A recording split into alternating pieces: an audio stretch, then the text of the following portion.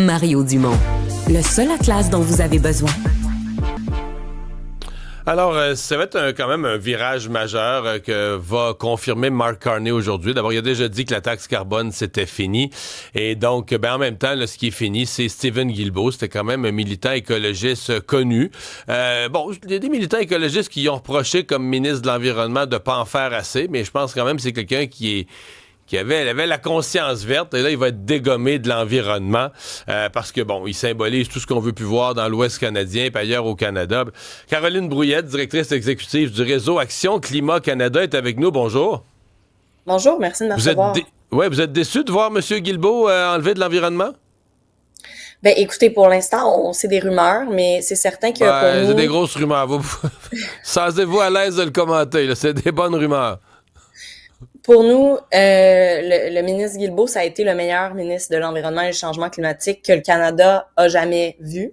Donc, on attend de voir le signal que le premier ministre désigné, Carney, va nous envoyer, qui va le remplacer, et qu'est-ce que ça va vouloir dire pour le sérieux qui est accordé à une crise qui, rappelons-le, a plus d'impact économique que les tarifs. Ouais. Mais vous n'avez pas l'impression que le signal, il est clair. On abandonne la taxe carbone, on tasse Stephen Guilbeault. Le signal, c'est que le Parti libéral est allé trop loin du côté de l'environnement puis a perdu la connexion avec les électeurs d'une bonne partie du Canada? On le sait, le premier ministre désigné, Carney, c'est quelqu'un qui a quand même à cœur les changements climatiques. Moi, je me rappelle, je pense, je suis encore étudiante, il avait fait un speech quand il était le banquier central du Royaume-Uni qui parlait de l'importance de prendre en compte les changements climatiques. Il était le plus vert des banquiers, ça c'est vrai. Mais là, il veut se faire élire. C'est ça, fait que je pense qu'on va voir une approche différente sur les changements climatiques. Attendons de voir qui va être nommé à l'environnement. C'est sûr qu'il y a de la politique là-dedans, mais je vous dirais qu'au niveau du réseau Action Climat Canada et de nos 180 membres, mais là, on se pose pas mal la question qui pourrait faire mieux que Stephen Guilbeault.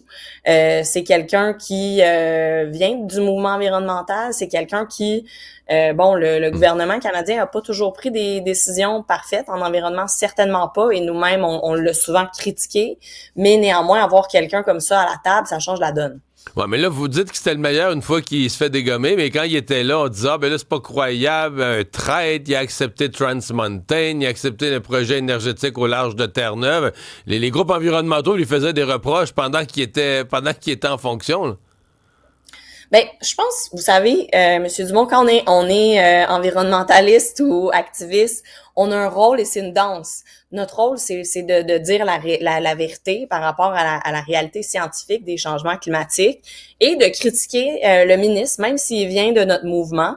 Je pense qu'il y a bien des fois où s'il y avait eu 10 Stephen Guilbeault à la table des ministres, on aurait eu des décisions différentes. Et le problème, en fait, c'est que au Canada, la question des changements climatiques, c'est pas juste une affaire du ministre de l'Environnement. Ça doit être tous les ministres qui prennent ça au sérieux. Et vous me parlez de l'Ouest canadien, c'est des provinces où on a vu des feux de forêt dévastateurs, c'est des provinces où l'économie en ce moment, on la voit, est énormément fragilisée par la dépendance au pétrole et aux États-Unis, parce que c'est le même tranchant du même couteau finalement. Donc, faut qu'on voit dans le prochain cabinet Carney une intention de diversifier notre économie pour la rendre moins dépendante du pétrole finalement qu'on exporte vers les États-Unis et qui nous rend dépendants en ce moment face à un despote.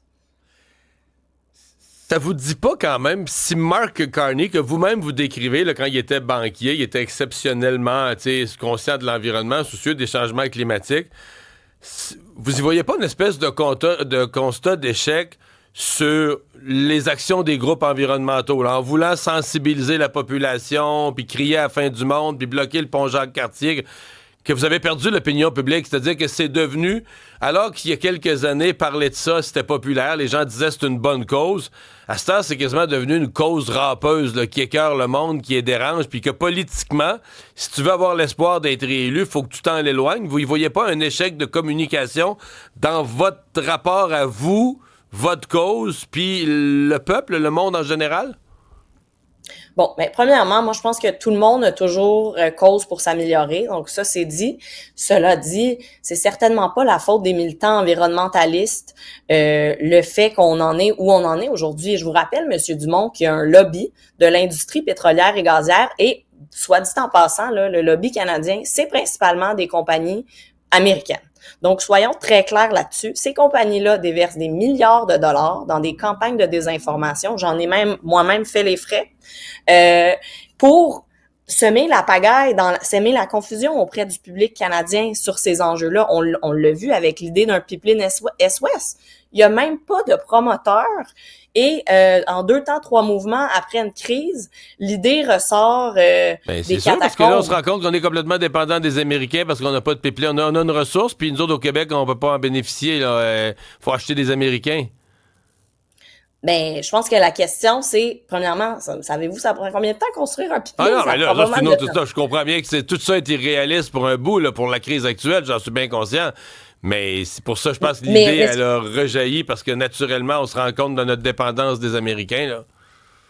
Ben, je pense que l'idée a rejailli parce que le lobby pétrolier et gazier est toujours prêt à faire les frais d'une crise pour pousser son agenda au détriment des gens, au détriment de l'environnement et au détriment de l'économie qui, en ce moment, j'entendais votre précédent collaborateur nous parler de la demande d'électricité mondiale qui va grandir. C'est là l'avenir. Donc, on peut diversifier notre économie, investissons dans le futur plutôt que dans le passé et soyons clairs par rapport à ces compagnies pétrolières et gazières milliardaires américaines qui, en ce moment, bénéficient de cette crise fomentée par Donald Trump.